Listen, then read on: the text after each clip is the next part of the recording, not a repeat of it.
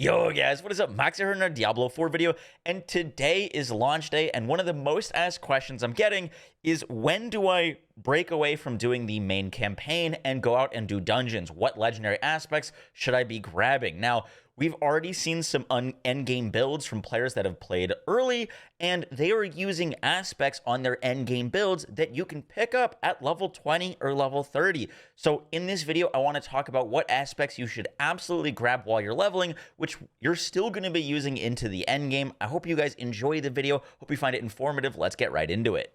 So one of the first aspects that you're definitely going to want to come grab while you're leveling is in Skosglen. This is Act 2, and you can go to the Underroot dungeon and unlock the aspect of the Expectant permanently for your character. Now, when you unlock a aspect from a dungeon, it's going to be the lowest possible roll. However, that doesn't really matter for this aspect. This aspect reads, attacking enemies with a basic skill increases the damage of your next core skill cast by 5 to 10%, up to 30%.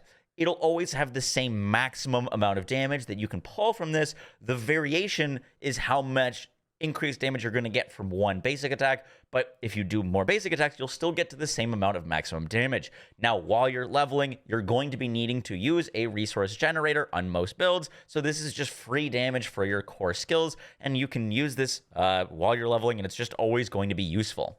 Next up, we've got the Edgemasters aspect in Act 2. Now, you can find this in Skosglen, in the area The Downs, and in the northeast area. The dungeon is called the Old Stones, and the aspect is the Edgemasters aspect. This reads, your skills will deal increased damage based on your available primary resource when cast, receiving the maximum benefit when you're at full resources. Now, the reason this is so great is because it is an increase for all of your skills. Any of your skills, while you have full resource, you're going to deal more damage. And so builds like Sorcerer are going to be really great with this because there's Sorcerer builds that really don't use resource at all. Looking at you, Arclash. On endgame builds, for example, on Max Roll's Whirlwind endgame build, which I know a lot of people are going to be running, they are using this aspect for endgame because it's a damage increase on top of all of your other damage increases. And even on the Twisting Blades Rogue, endgame version, they're also using this aspect, and you can pick it up already in Act 2.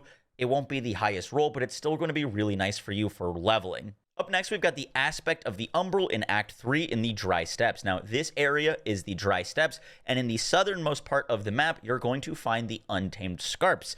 To the right of that is the Champion's Demise dungeon, and when you complete the Champion's Demise dungeon, you will unlock the aspect of the Umbral for your Codex of Power. Now, the aspect of the Umbral reads, whenever you crowd control an enemy, you restore primary resource. At the lowest level, you'll get one primary resource whenever you crowd control an enemy, and this is just going to be amazing for leveling because resource management is going to be even tougher when you're starting out. You can get this really early, and there isn't a single build in the game that isn't going to have some sort of crowd control. And even on super late game end game builds, people are still using this aspect. Just to show you, this is the Bone Necro that Maxroll put in S tier, and on that they're using this aspect even at super endgame.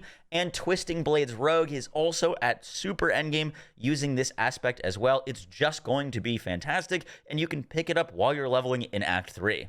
Next up, we've got the aspect of disobedience in Kehjistan. Now, this is Kehjistan, Act 4, and in the far east side of the map, over in the Scouring Sands area, you can find the Halls of the Damned dungeon. When you complete it, you get the aspect of disobedience, and the aspect of disobedience will read, whenever you deal damage, you increase your armor for 4 seconds, stacking up to 25 to 50%.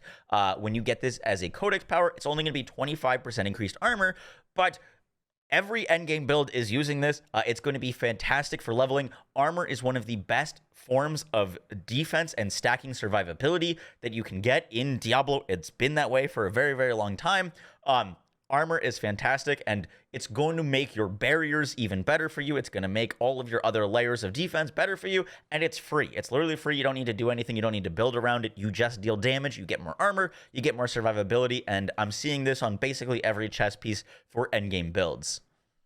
Next up, we've got the Windstriker aspect in Kehjistan. Now, Kehjistan is Act 4, and the north part of it, the Amber Sands, you can find the Shivta Runes. The Shivta Runes dungeon will give you the Windstriker aspect, which, when you critically strike, increases your movement speed. Now, this is going to be just nice quality of life to grab. if you're playing a build that's critting often, granting more movement speed is just going to let you clear content faster and level up faster. You're probably going to be replacing this with some of the better movement speed options later on, but for like just leveling, this is just going to be nice quality of life to grab. Guys, that is going to do it for the video. I hope you enjoyed it. Good luck on leveling your first class in Diablo 4. I've been waiting for this game for so long, and I'm so excited to dive in. If you're looking for more specific class aspects for the certain builds that you're going to be running, I have all of the builds that I've been working on in my Discord, and I'll also be posting those builds on YouTube as well. I'll catch y'all in the next one, guys. Take care. Peace.